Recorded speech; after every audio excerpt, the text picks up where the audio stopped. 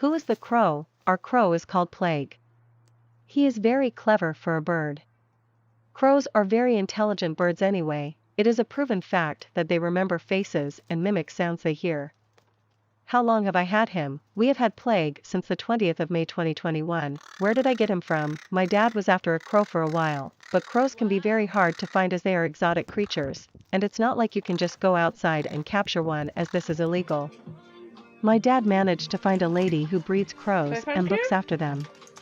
Plague was in a tree outside her garden, but he kept getting thrown out the nest, so the lady took him and looked after him. The lady was a delivery driver, so she had to take Plague on her shift, but he kept playing up, so we adopted him. My dad doesn't have any more exotic creatures, and he just wanted a crow, as he thinks they are beautiful creatures. How old is he? He is around 6 months old, which means he is still very small, compared to other crows. Why do I like having him? I like having Plague as most people are surprised that I have a crow as a pet. He is nice to me most of the time. When he was younger, he would let me hold him and pet him, but now he is going to his teenager stage as we call it, so he growls and pecks you. It's a 50-50 chance of him being in a friendly or a bad mood, so kind of like Jekyll and Hyde. He has learnt many things since joining us. Plague has learnt to speak and to open bins. He has also learnt that if he makes loads of noise someone will eventually go to him. How does he benefit you? You can talk to Plague, so he is good at keeping you company when he is in a nice mood. You can speak to him, and because of this, he has learned to speak back. His most used word at the moment is oi, or what are you doing? He is a clever bird. Humorous crow stories. Plague is well known for landing on people's heads. Most postmen have to watch out for dogs, but ours has to watch out for Plague. He has landed on the postman a few times.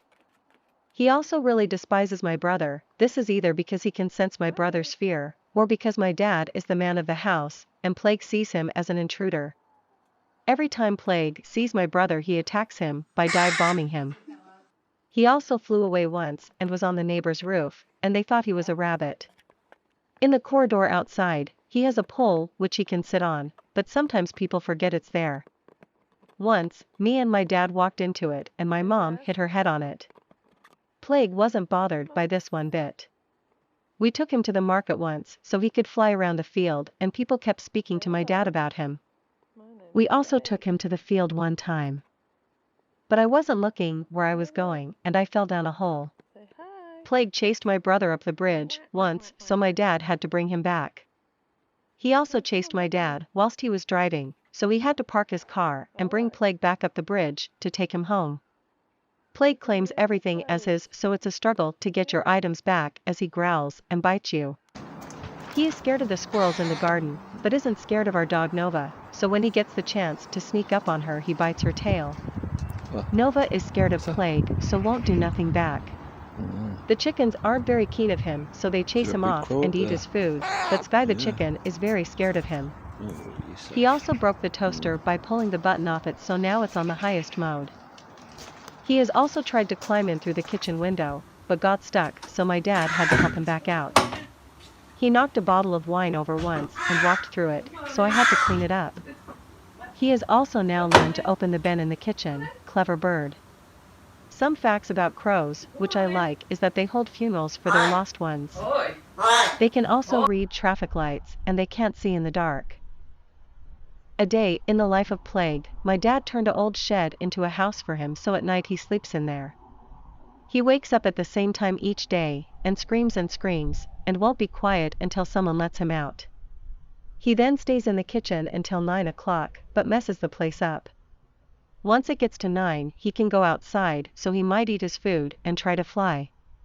But the problem is he can't fly as the other crows try to attack him and they have actually stole his tail feathers. So he must stay low. He likes to have bass in his bucket, and when it rains he goes very high and it is very difficult to get him to come down. He also sunbathes on the greenhouse. When he was younger, we had to feed him blended up shred dyes and cat food in a syringe.